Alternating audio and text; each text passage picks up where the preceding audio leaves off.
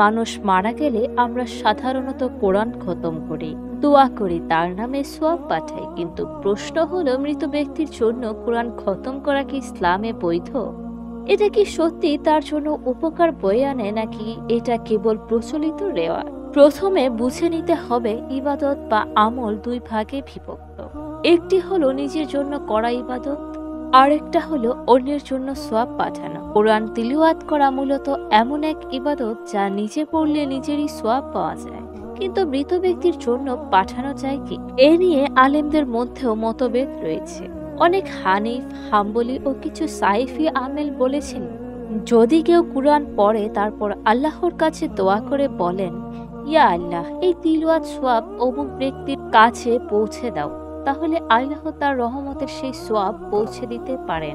কারণ নবী করিম সাল্লাল্লাহু আলাইহি ওয়াসাল্লাম বলেছেন, মানুষের মৃত্যু হলে তার সব আমল বন্ধ হয়ে যায়, শুধু তিনটি জিনিস ছাড়া: সদকায়ে জারিয়া, উপকারী জ্ঞান, নেক সন্তান যে তার জন্য দোয়া করে।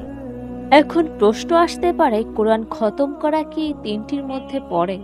উত্তর হলো সরাসরি নয়, কিন্তু যদি কোরআন পাঠ করে দোয়া করা হয় তাহলে সেই দোয়াটাই নেক সন্তানের দোয়া হিসেবে গণ্য হতে পারে।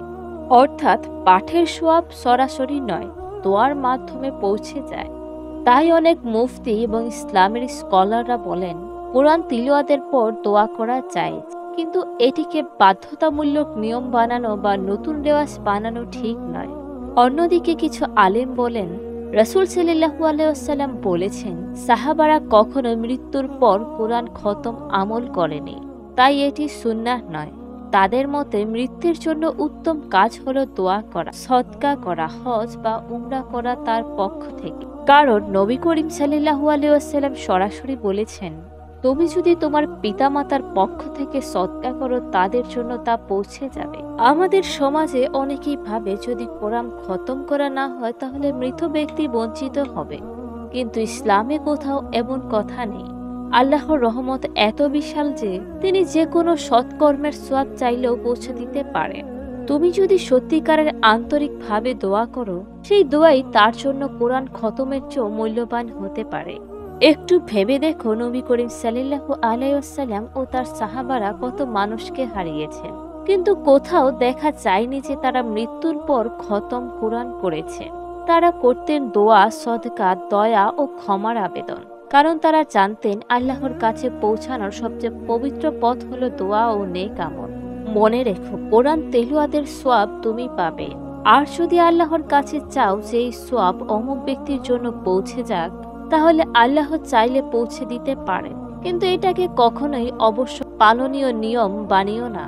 ইবাদতের সৌন্দর্য তখনই থাকে যখন তা হয় সুন্নাহর পথে আর আন্তরিক নিয়মে।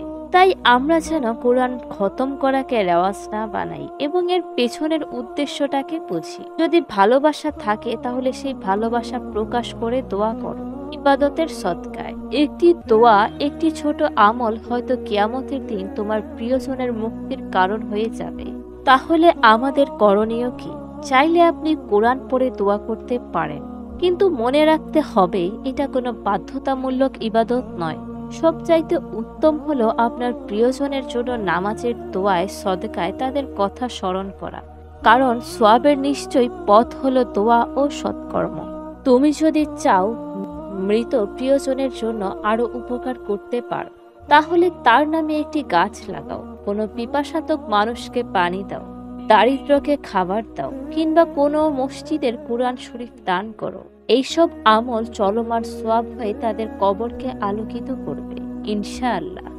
আল্লাহ তাআলা আমাদের সঠিকভাবে বুঝ ইবাদত করার তৌফিক দিন, যেন আমরা আমাদের প্রিয়জনের জন্য এমন কাজ করি যা কোরআন সুন্নাহ আলোকে সত্যিই তাদের উপকারে আসে।